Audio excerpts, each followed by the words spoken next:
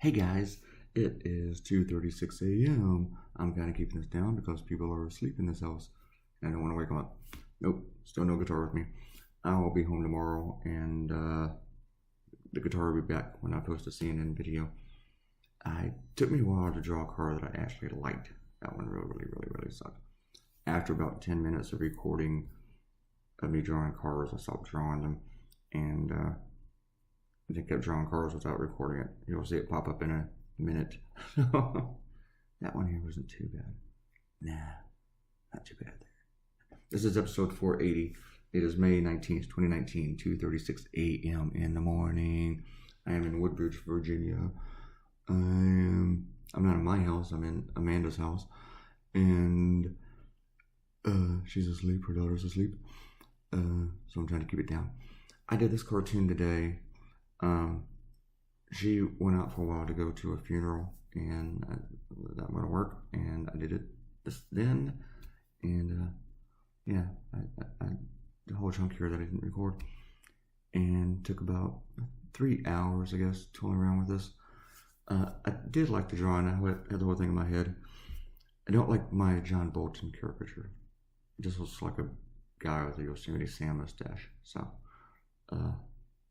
next time I draw, I'm going to work on that. Not big. CNN broke this story, and I thought that they might want the cartoon, but they passed on it to go with something else that you'll see tomorrow. And I don't blame them for passing on this, because everyone who's seen the cartoon, it was like the first time they heard about the story. But all the comments about the cartoon have been positive. A lot of people are like, "Oh, thanks for letting us know about this. That's awesome. Oh, this is, you're like educating us on this story." So, the story is, yes, there was a warlord found driving for Uber. CNN broke the story. This warlord was from Somalia, and he was like working for the dictator, serving under the dictator in the Civil War in the 80s. And in 1992, he was living in Canada, and there's a documentary about the war, and they found him. And after he was exposed in the documentary, he was deported from Canada. So, deported from Canada, warlord, where does he end up? The United States. Instead of fuzzy dice, I get the little skulls. No one's commented on that. And I think he was working as a security guard in Canada, and I'm sure he did some other things in the US, because Uber hasn't been around that long. But they found out he was driving for Uber and Lyft. But with Uber, you can have, the perfect rating is like 5. And as an Uber driver, he was like the Uber Pro Diamond, like the top echelon of like ratings, and he had like a 4.89 or something like that. People were very happy with him, with his probably great conversationalist. But he was a former warlord. I think Uber has and Lyft have both dropped him. But that's just crazy. According to CNN, the guy has passed a TSA and an FBI background check. I don't know what he had those background checks for.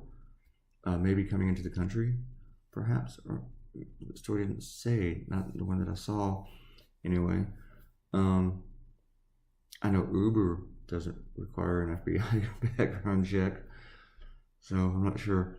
But when I saw the story, and I had the idea last week, and I was going to do it on Wednesday night, Thursday morning, but Alabama kind of took over that one. And I got the idea of making John Bolton, with our rush to war with Iran. John Bolton has wanted to start a war with Venezuela, North Korea, Cuba, Iraq. He's a big proponent of that. Syria, Yemen, and with Iraq, he still says he was right. He doesn't just not learn from history, he does not learn from his own history. And he's really pushing us to go to war. And when he was a young man and getting out of college, instead of, he avoided the Iraq War. I don't know why that came up. By joining the Maryland National Guard, Army National Guard. And he wrote in a reunion yearbook like 25 years later, his Yale 25th reunion, that he didn't see any point in going to Vietnam and dying in a rice paddy. But at the time, he was supporting the war in Vietnam. He really wanted us to fight the Vietnam War, but he didn't want to be one of the guys fighting for it. With Iran, he really wants us to fight a war with Iran, but of course, he's not going to be one of those guys fighting for it. He wants you or your children to go out and die for it. Before this video is over, let me give Robert Coutinho a shout out. He's the only one who's been commenting the past couple of days. Someone else wants to give a shout out. There's your rough. That'd be cool. I'm worried about you, Ariel. Where are you? Are you mad that I let the cat outside or there's no guitar? Anyway, there's your cartoon. The CNN video will be made later today when I'm home. We'll be home tomorrow. And leave a comment and I'll give you a shout out like I gave one to Robert Coutinho. And I didn't talk about what he talked about. Sorry about that, Robert. And click the red button and please subscribe. I'll see you guys on Sunday. Goodbye.